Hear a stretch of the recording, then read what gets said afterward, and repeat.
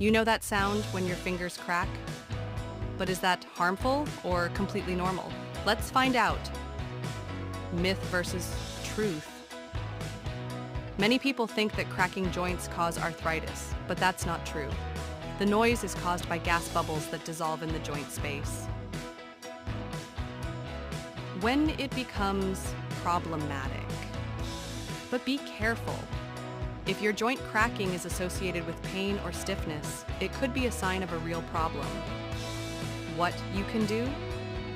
More movement and targeted mobilization exercises can help keep your joints supple. Write yes in the comments if you want to see an exercise.